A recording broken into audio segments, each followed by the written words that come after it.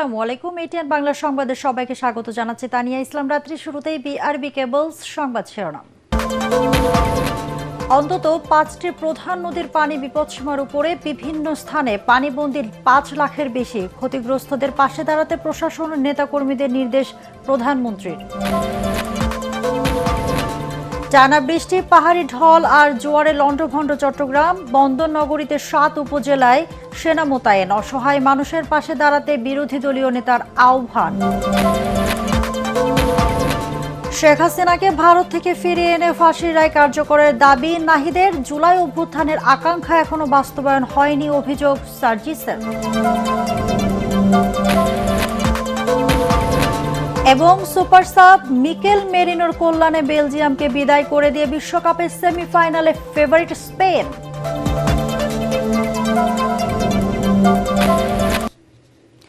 শুনছিলেন BRB cables সংবাদ শিরোনাম, এবারে বিস্তারিত। সারা দেশে টানা ভারী বর্ষণ এবং উজান থেকে নেমে আসা পাহাড়ি ঢলে দেশের অন্তত 5টি প্রধান নদীর পানি বিভিন্ন পয়েন্টে বিপদসীমার উপর দিয়ে প্রবাহিত হচ্ছে। পার্বত্য 3 জেলা সহ বিভিন্ন স্থানে বন্যা দেখা দিয়েছে। এতে পানিবন্দী হয়ে পড়েছে 5 লাখের বেশি মানুষ। চট্টগ্রাম ও মৌলভীবাজারে পানিতে ডুবে শিশুসহ 3 জনের মৃত্যু হয়েছে। বন্যা পূর্বাভাস ও সতর্কীকরণ কেন্দ্র বলছে, সাঙ্গু, মাতামুহুরী, কুশিয়ারা, মনু নদ ও খোয়াই নদীর পানি বিপদসীমা অতিক্রম করেছে। বান্দরবানে 15 জুলাই পর্যন্ত সব পর্যটন কেন্দ্র বন্ধ ঘোষণা করা হয়েছে। প্রতিনিধিদের পাঠানো তথ্যচিত্রে সাজ্জাদ জাহানের রিপোর্ট। বঙ্গোপসাগরের সুস্পষ্ট লঘুচাপের ফলে দেশের বিভিন্ন স্থানে কয়েকদিন ধরে টানা বৃষ্টি আর উজানের ঢলে সাঙ্গু, মাতামুহুরী, মনু, খোয়াই ও কুশিয়ারা নদীর পানি বিপদসীমার উপর দিয়ে প্রবাহিত হচ্ছে। চট্টগ্রাম, কক্সবাজার 3 পার্বত্য জেলা ও হবিগঞ্জে পানিবন্দী হয়ে পড়েছে 5 লাখের বেশি মানুষ। আমাদের ঘরবাড়ি সব ডুবে গেছে, গরু বাছর, এই যে ফার্ম সবকিছু তলিয়ে গেছে। আমরা দিকে আইসি দেখার লাগে আমাদের বাড়ি ঘর গরুর বাছর যা আছে সবগুলো তুলে দিচ্ছে অন্য জায়গায়। চট্টগ্রামের সাতকানিয়া, বাঁশখালী, লোহাগাড়া ও চন্দনাইশ উপজেলায় বন্যা পরিস্থিতি ভয়াবহ রূপ নিয়েছে। অধিকাংশ এলাকা এখন পানির নিচে। চন্দনাইশের শঙ্খ নদীর পানি উপচে লোকালয়ে ঢুকে পড়েছে। দুর্যোগ মোকাবিলায় চট্টগ্রাম জেলা প্রশাসন সরকারি কর্মকর্তা কর্মচারীদের ছুটি বাতিল করেছে। খোলা হয়েছে কন্ট্রোল রুম। এই নির্মাঞ্চলের প্রায় বেশিরভাগ এলাকাই প্লাবিত হয়েছে। সকাল রাতেই ঘরে প্রচন্ড পানি উঠে গেছে। এখন পরিবার পরিজন নিয়ে ওদেরকে আশ্রয় কেন্দ্রে রাখছি, আমি বাড়ি পাহারা দিচ্ছি। এদিকে বন্যা পরিস্থিতির ধারাবাহিক অবনতির কারণে চট্টগ্রাম শিক্ষা বোর্ডের শনিবারের এইচএসসি ও সমমানের পরীক্ষা স্থগিত রাখা হয়েছে। পাহাড়ি ঢলে বান্দরবান, রাঙামাটির বিভিন্ন স্থান তলিয়ে গেছে। এতে বিপর্যস্ত হয়ে পড়েছে জনজীবন। পাশাপাশি পাহাড় ধসের ঘটনায় শুক্রবার পর্যন্ত 7 জনের মৃত্যু হয়েছে। এতে আতঙ্ক বিরাজ করছে স্থানীয়দের মাঝে। রাঙামাটির বাগাইছড়ি ও বিলাইছড়ির বিস্তীর্ণ এলাকা এখন পানির নিচে। দেখা দিয়েছে বিশুদ্ধ পানি ও খাদ্যের তীব্র সংকট। ঝুঁকি এড়াতে 34টি আশ্রয়কেন্দ্র খোলা হয়েছে। আমাদের এখানে পূর্ব প্রস্তুতি হিসেবে আমরা ইতোমধ্যে প্রায় 104টি আশ্রয় কেন্দ্র তৈরি রেখেছি। এছাড়াও সময়ে সময়ে সকল প্রাথমিক বিদ্যালয়গুলো নিয়ারেস্ট যদি লোকজন সেটা তাদের জন্য সুবিধাজনক হয় সেটাও প্রস্তুত আছে, আমরা সেটাও রেডি করে খুলে দেব। এদিকে হবিগঞ্জের কালীগঞ্জ এলাকায় খোয়াই নদীর পানি বাঁধ ভেঙে লোকালয়ে প্রবেশ করেছে। প্লাবিত হয়েছে অন্তত 10টি গ্রাম। এছাড়া বন্যা পূর্বাভাস ও সতর্কীকরণ কেন্দ্র জানিয়েছে, ভারত থেকে আসা উজানের পানিতে সুরমা, কুশিয়ারা, তিস্তা সহ বিভিন্ন নদীর পানি দ্রুত বাড়তে থাকায় নতুন নতুন অঞ্চল প্লাবিত হওয়ার শঙ্কা দেখা দিয়েছে। সাজ্জাদ জাহান, এটিএন বাংলা। সারা দেশে ভারী বৃষ্টি ও বন্যায় ক্ষতিগ্রস্ত মানুষের পাশে দাঁড়াতে প্রশাসন ও দলীয় নেতাকর্মীদের নির্দেশনা দিয়েছেন প্রধানমন্ত্রী তারেক রহমান। শুক্রবার তিনি বন্যা কবলিত বিভিন্ন জেলার প্রশাসক, পুলিশ সুপার ও সিভিল সার্জনের সঙ্গে কথা বলে পরিস্থিতির খোঁজ নেন। একই সঙ্গে উদ্ধার, ত্রাণ, চিকিৎসা, পুনর্বাসন কার্যক্রম আরও সমন্বিতভাবে চালানোর নির্দেশ দেন সংশ্লিষ্ট মন্ত্রণালয়ের মন্ত্রী, সচিব ও কর্মকর্তাদের। প্রধানমন্ত্রীর অতিরিক্ত প্রেস সচিব আতিকুর রহমান রুমন বলেন, বন্যা পরিস্থিতি সমন্বয়ের দায়িত্ব দেওয়া হয়েছে বিদ্যুৎ ও জ্বালানি প্রতিমন্ত্রী অনিন্দ্য ইসলাম অমিতকে। আজ তিনি ত্রাণ প্রতিমন্ত্রী এম ইকবাল হোসাইন ও সংশ্লিষ্ট কর্মকর্তাদের নিয়ে চট্টগ্রাম যাবেন। প্রধানমন্ত্রী বন্যা কবলিত এলাকায় নারী, শিশু ও গর্ভবতী নারীদের বিশেষ যত্ন নিশ্চিত এবং ক্ষতিগ্রস্তদের মাঝে পর্যাপ্ত খাদ্য, বিশুদ্ধ পানি ও চিকিৎসা সেবা পৌঁছে দিতে নির্দেশ দিয়েছেন। পাশাপাশি দুর্যোগের সুযোগে কোনো ধরনের অপরাধ যেন না ঘটে সেজন্য আইন শৃঙ্খলা বাহিনীকে সতর্ক থাকতে বলেছেন। বন্যা কবলিত মানুষের পাশে থাকতে সরকার সর্বোচ্চ গুরুত্ব দিয়ে কাজ করছে বলে জানিয়েছেন প্রধানমন্ত্রীর উপদেষ্টা ডক্টর মাহদি আমিন। রাজধানীর মিরপুরে সরকারি বাংলা কলেজের প্রাক্তন শিক্ষার্থীদের পুনর্মিলনী অনুষ্ঠানে তিনি এই কথা বলেন। বন্যার্তদের জন্য প্রধানমন্ত্রী ত্রাণ তহবিল থেকে এখন পর্যন্ত 2,15,00,000 টাকা সহায়তা দেওয়া হয়েছে বলেও জানান তিনি। বলেন, প্রধানমন্ত্রী নিজে সার্বক্ষণিক দুর্যোগ কবলিত এলাকার মনিটরিং করছেন। মাননীয় প্রধানমন্ত্রীর নির্দেশনায় বর্তমানে রাষ্ট্র পরিচালনায় থাকা দল বিএনপি এবং সর্বস্তরের নেতাকর্মীরা এই 5 জেলায় এবং অন্যান্য জায়গায়ও ক্ষতিগ্রস্ত মানুষের সাথে দাঁড়িয়েছেন, পাশে দাঁড়িয়েছেন এবং সম্পূর্ণভাবে প্রশাসন, আইন শৃঙ্খলা বাহিনী, যেখানে প্রয়োজন সেনাবাহিনী এবং রাষ্ট্রের গুরুত্বপূর্ণ প্রতিটি অনুষঙ্গ ক্ষতিগ্রস্ত মানুষদের কিভাবে কষ্ট লাঘব করা যায়, কিভাবে তাদের কাছে খাদ্যপণ্য পৌঁছে দেওয়া যায়, কিভাবে পানি পৌঁছে দেওয়া যায়, স্যানিটেশন নিশ্চিত করা যায়, সেগুলো নিয়ে কাজ করছেন।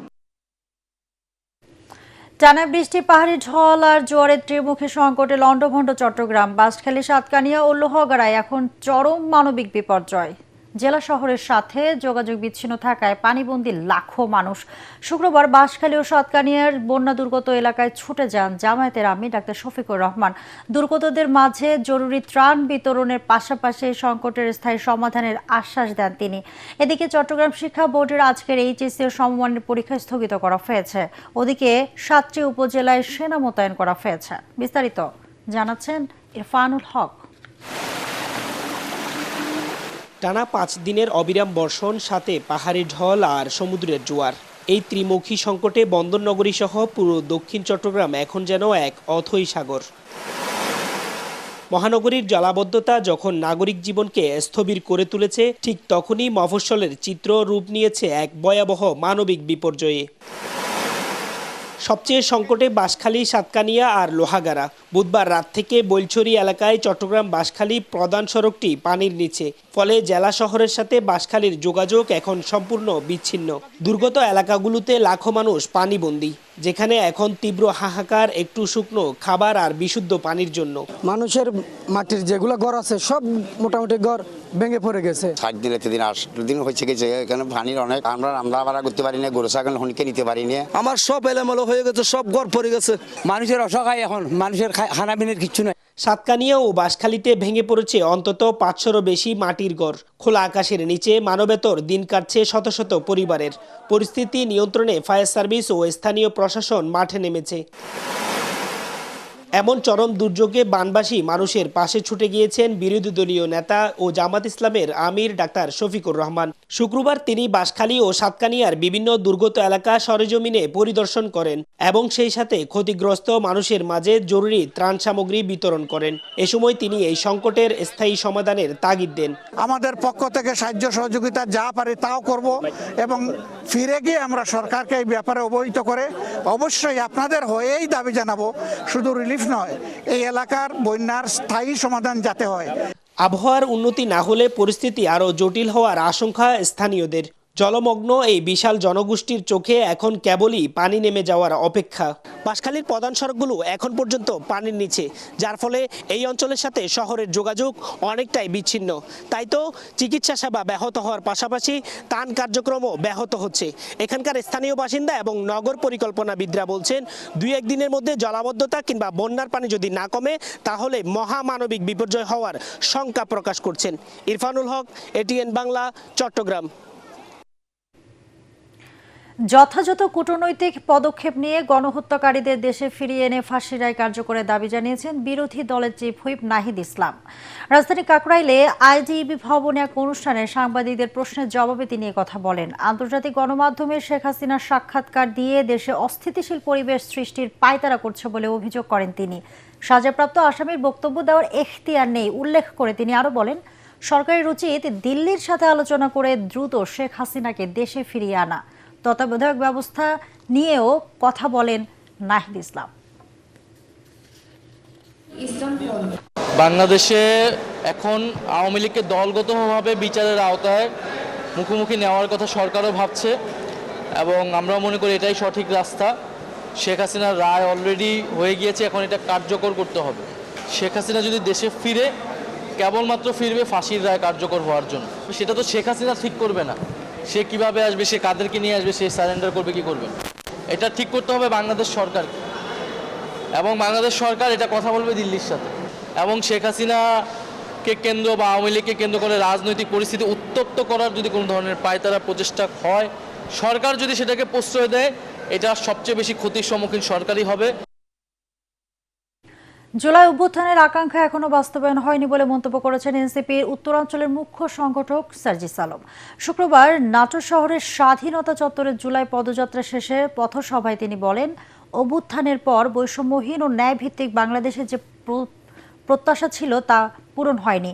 পুরনো দাদাগিরি ও রাজনৈতিক সংস্কৃতি আবারও ফিরে আসছে। তিনি অভিযোগ করেন, সরকারি প্রতিষ্ঠান, গণমাধ্যম ও রাজনৈতিক দলগুলো প্রত্যাশা অনুযায়ী ভূমিকা রাখতে পারছে না। আমরা দেখলাম একটা গোষ্ঠী চাঁদাবাজিতে লিপ্ত হলো, কেউ নতুন করে মাদক ব্যবসায়ীদের শেল্টার দেওয়া শুরু করলো, কেউ নতুন করে জমি দখল করা শুরু করলো, কেউ নতুন করে থানাগুলোতে দাদাগিরি করা শুরু করলো।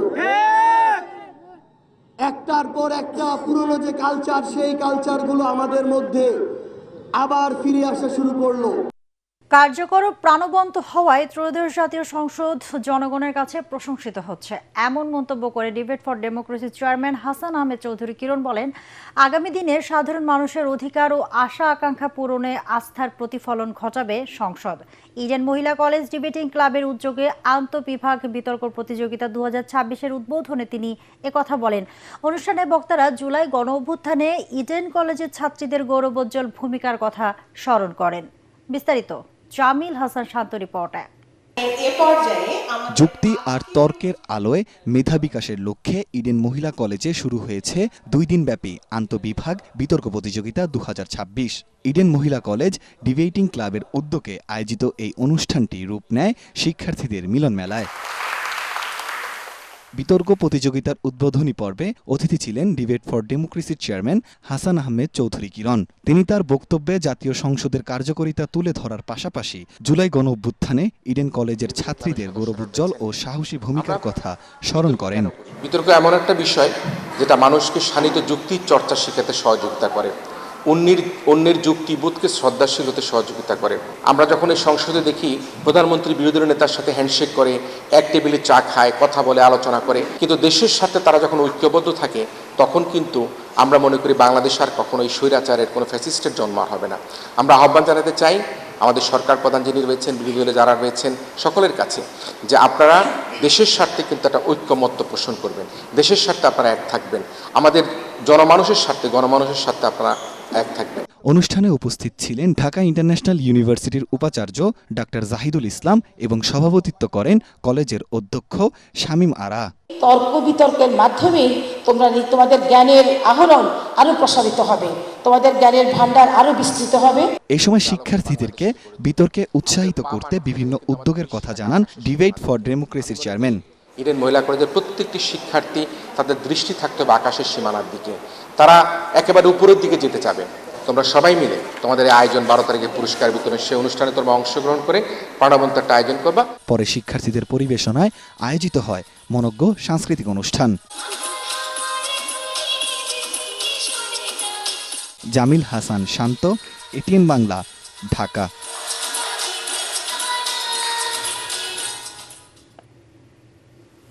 এবার আনোয়ার ইস্পাত বিশ্বকাপ সংবাদ।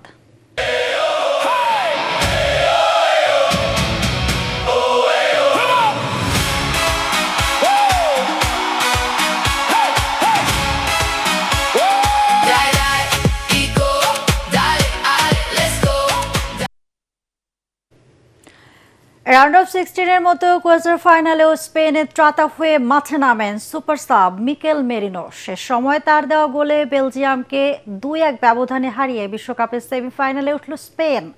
শেষ চারে তাদেরকে লড়তে হবে ফ্রান্সের বিপক্ষে। লস অ্যাঞ্জেলেসের সোফিয়া স্টেডিয়ামে ফাবিয়া রুইজের গোলে পিছিয়ে পড়ার পর ম্যাচে সমতায় ফেরান বেলজিয়ামের চার্লস ডি ক্যাটলার।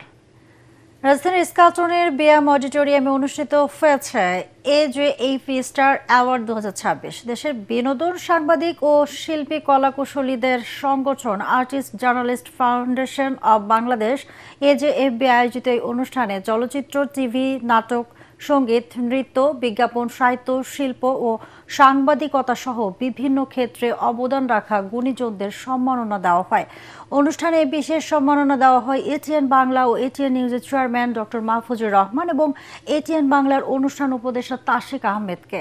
এছাড়া উপস্থাপনায় ভাবনা আহমেদ, সংবাদ পাঠে ATN বাংলার অনামিকা হাসান পুনম, ATN নিউজের মারিয়া শিমু এবং রিপোর্টিংয়ের সম্মাননা পান ATN নিউজের রিপোর্টার শারমিন রিহা। AJAP সভাপতি ফারুক হোসেন মজুমদারের সভাপতিত্বে আয়োজিত অনুষ্ঠানে সংগঠনের সাধারণ সম্পাদক ও চিত্রনায়ক নীরব হোসেন সার্বিক দায়িত্ব পালন করেন। এবার আন্তর্জাতিক সংবাদ।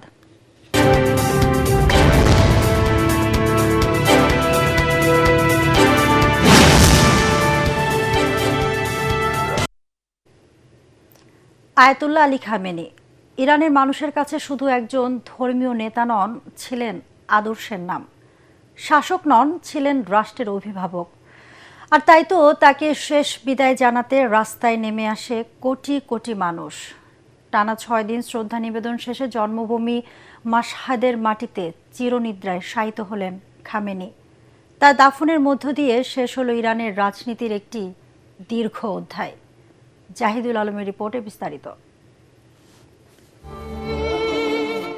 ইরানের উত্তর পূর্বাঞ্চলীয় শহর মাশহাদ হযরত মুহাম্মদ সাল্লাল্লাহু আলাইহি ওয়াসাল্লামের বংশধর পবিত্র ইমাম রেজার মাজারের দিকে ধীরে ধীরে এগিয়ে যাচ্ছে ইরানের প্রয়াত সর্বোচ্চ নেতা আয়াতুল্লাহ আলী খামেনির মরদেহবাহী ট্রাক।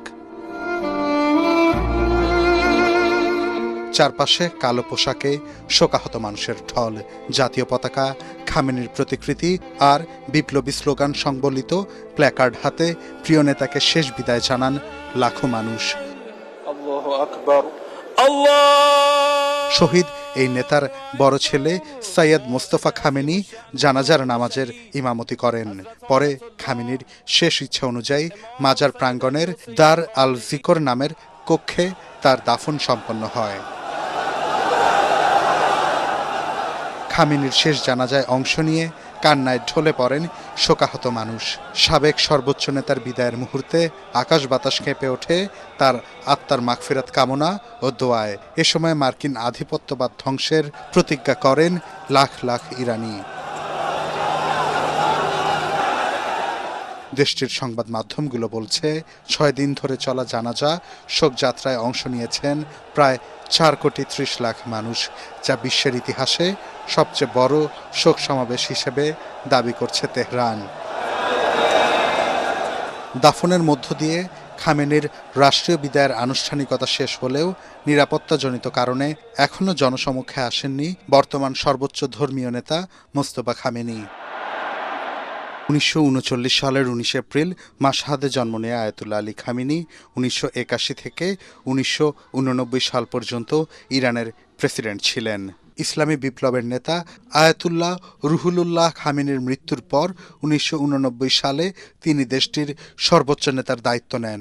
গত 28 ফেব্রুয়ারি যুক্তরাষ্ট্র ও ইসরায়েলের যৌথ হামলায় নিহত হওয়ার আগ পর্যন্ত প্রায় 37 বছর দায়িত্ব পালন করেন Ayatollah Ali Khamenei. Zahidul Alam, ATN Bangla. জমানো টাকার জন্যই জীবন দিতে হলো নরসিংদীর মেথিকান্দা রেল স্টেশনের পরিচ্ছন্ন কর্মী বাক প্রতিবন্ধী বৃদ্ধা ববি বেগমকে। সারা জীবনের সঞ্চয়ের টাকা ছিনিয়ে নিতে দুর্বৃত্তরা গুরুতর আহত করার কয়েকদিন পরেই মারা যান ববি বেগম। এই ঘটনায় নরসিংদী ও ব্রাহ্মণবাড়িয়ার বিভিন্ন স্থানে অভিযান চালিয়ে 7 জনকে গ্রেপ্তার করেছে র্যাব। GM তসলিমের report.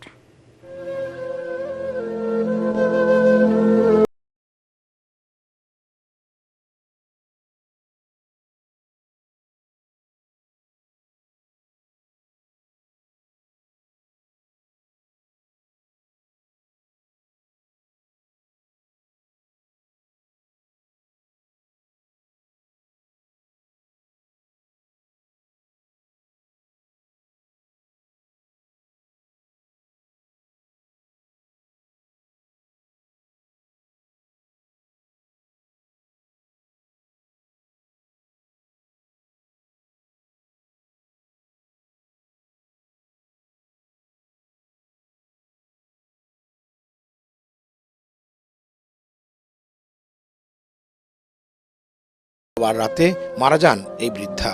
তারা মাদকাসক্ত, তাদের হয়তোবা টাকার প্রয়োজন ছিল, আর তারা যেহেতু জেনে যায় যে এই বৃদ্ধা মহিলার কাছে টাকা রয়েছে এবং উনি তো কথা বলতে পারেন না, উনি বাক প্রতিবন্ধী, যার কারণে এই টাকা নেওয়ার উদ্দেশ্যেই তার উপর হামলা করে বলে ধারণা করা যায়।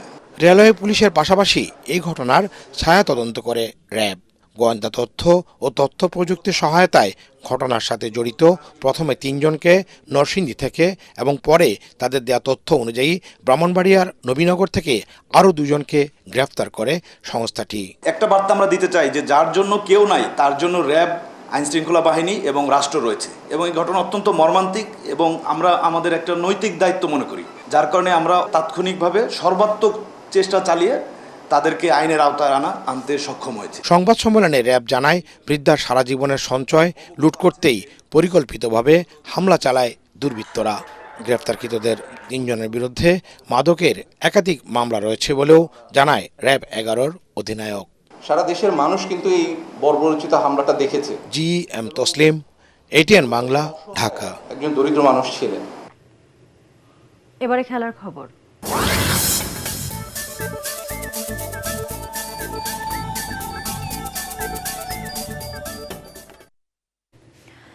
জিম্বাবুয়ের বিপক্ষে ওয়ানডে সিরিজে হোয়াইট ওয়াশের লজ্জা এড়ানোর মিশন বাংলাদেশের। হারেরেতে আজ দুপুর 1:30টায় শুরু হবে সিরিজের তৃতীয় শেষ ম্যাচ। দীর্ঘ 25 বছর পর জিম্বাবুয়ের কাছে হোয়াইট ওয়াশের চরম লজ্জায় পড়তে যাচ্ছে বাংলাদেশ। 2001 সালে বাংলাদেশকে শেষবার ওয়ানডে সিরিজে ধবল ধোলাই করেছিল জিম্বাবুয়ে। স্বাগতিকদের মাটিতে যাচ্ছে তাই পারফরমেন্সের ধারাবাহিকতা ধরে রেখেছে সফরকারীরা। এবারে সফরের টেস্টে ইনিংস ব্যবধানে পরাজয়ের পর টানা 2 ওয়ানডেতে হেরেছে বাংলাদেশ। তার উপর ইনজুরির কারণে খেলা হচ্ছে না অভিজ্ঞ পেসার মুস্তাফিজুর রহমানের। সব মিলিয়ে শেষ ওয়ানডেতে মান বাঁচানোর অগ্নি পরীক্ষায় নামতে হচ্ছে বাংলাদেশকে। শেষ করার আগে BRB কেবল সংবাদ শিরোনাম আরেকবার।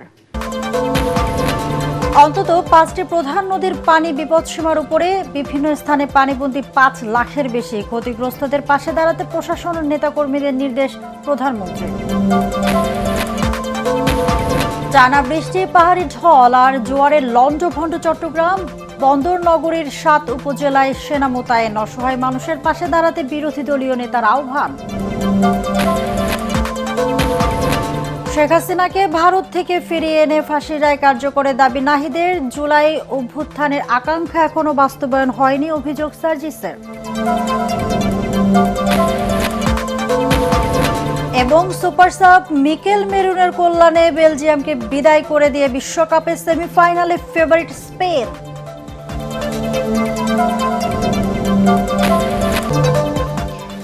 দর্শক, পরবর্তী সংবাদ দেখার আমন্ত্রণ জানিয়ে এখনকার মতো শেষ করছি ATN বাংলা সংবাদ। ইউটিউবে দেখতে ব্রাউজ করুন youtube/ATN বাংলা নিউজ। ধন্যবাদ সবাইকে।